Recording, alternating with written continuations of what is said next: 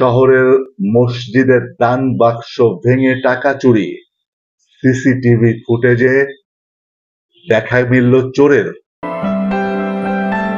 আমাদের কে বা কাহারা জন্য এসে তালা ভেঙে দান বাক্সের বাইরের দান বাক্সের টাকা চুরি করে নিয়ে গেছে। এরকম কয়েকবার করেছে।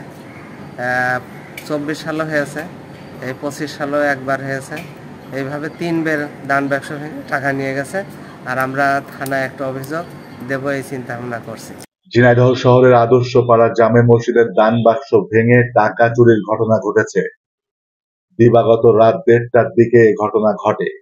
স্থানীয়রা জানায়, মসজিদের নিরাপত্তায় থাকা সিসি ক্যামেরা থাকা সত্ত্বেও চোর দান বাক্সের টাকা চুরি করে নিয়ে যায়। জুমার দিন ঢাকায় বেলা 11টার দিকে পরিচ্ছন্নতার কাজ করতে গিয়ে তারা দেখতে পায় দান বাক্স ভাঙা। এ সময় লোকজন জড়ো হয়। মসজিদ কমিটির পক্ষ থেকে জানানো হয়, এর আগেও কয়েকবার এ মসজিদে টাকা চুরির ঘটনা ঘটেছে। তারা ধারণা করছে কমপক্ষে 2,500 টাকা চুরি হয়েছে। এদিকে মসজিদের সিসি ক্যামেরায় দেখা যায় রাত 1:30টার সময় লাল গেঞ্জি পরা এক যুবক দান বাক্সের তালা খোলার চেষ্টা করে পরে লোহার সদৃশ্য একটি বস্তু দিয়ে তালা ভেঙে টাকা চুরি করে নিয়ে যায়।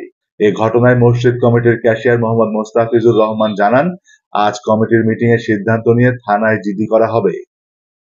আমাদের মসজিদে একটা দান বাক্স আছে, সেই দান বাক্স থেকে গত রাত্রে আগের রাত্রে অর্থাৎ 25/6/2026 তারিখের দিনগত রাত্রে 1:32 সময় কে বা কাহারা মসজিদের দান বাক্সের তালা ভেঙে সমস্ত টাকাগুলো নিয়ে গেছে।